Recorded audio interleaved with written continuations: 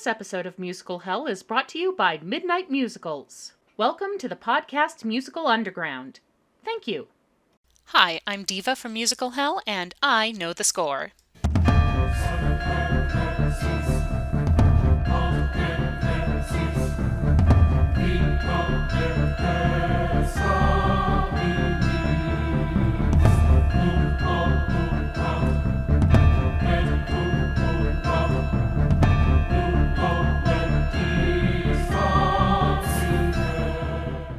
Like any art, adaptation isn't an exact science so much as it is a combination of experimentation, cultural and social influence, and good old-fashioned guesswork. Sure, you can take a property like Charlie and the Chocolate Factory, which has been a beloved staple of children's literature for almost 6 decades and a film icon for over 5, and be pretty sure people will flock to see a musical version. But what do you change? How much of earlier adaptations should you include? How do you make it fit with modern expectations and sensibilities? Examining the 2013 British stage adaptation and the subsequent 2017 Broadway rework shows that answering these questions is not always easy, and how fixing one thing can create issues elsewhere. Perhaps the most perplexing thing about Mark Shaman and Scott Whitman's original score for the London adaptation is that, despite the show being heavily influenced by 1971's Willy Wonka and the Chocolate Factory, it reused only one song from that film, the sentimental favorite Pure Imagination, and that was put in the 11 o'clock number spot in a way that almost feels like an afterthought. This is not to throw shade on Shaman and Whitman, who came up with some gems like Wonka's Act 1 finale, It Must Be Believed to Be Seen. The song is almost sinister in its seductiveness and highlights the character's dark side and moral ambiguity. All life's about to change now, so don't get left behind. Things appear quite strange now. Imagine the wonders you'll find.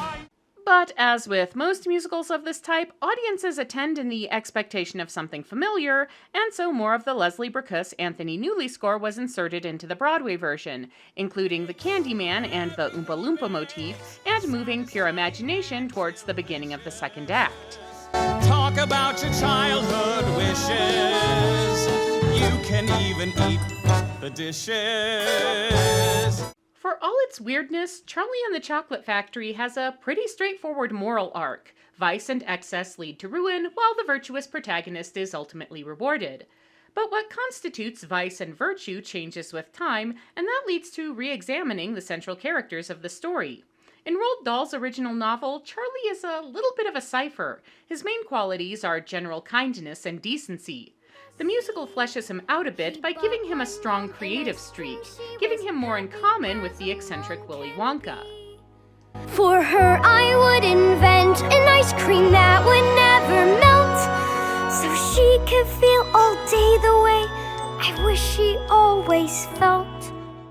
As for the naughty children, half of them have been reworked to bring them into modern times.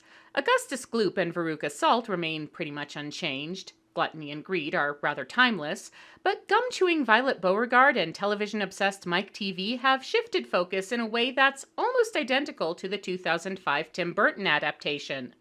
The former in Dahl's novel had a trace of arrogance and a competitive streak, which the musical expands on to make that her flaw rather than her gum obsession.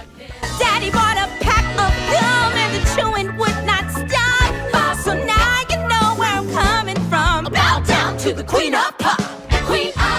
As for Mike TV, it only makes sense to adapt his couch potato habits to the video game and smartphone era, but this doesn't work as well as you might expect.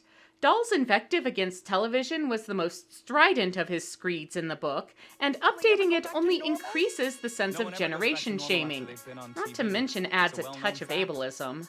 Alas, alas, poor Mike TV, for OMG, he's ADD. He's like so many nowadays, it's awfully modern, this malaise. But most uncomfortable of all is the decision to imply the misfortunes which befall 80% of the golden ticket winners to be lethal.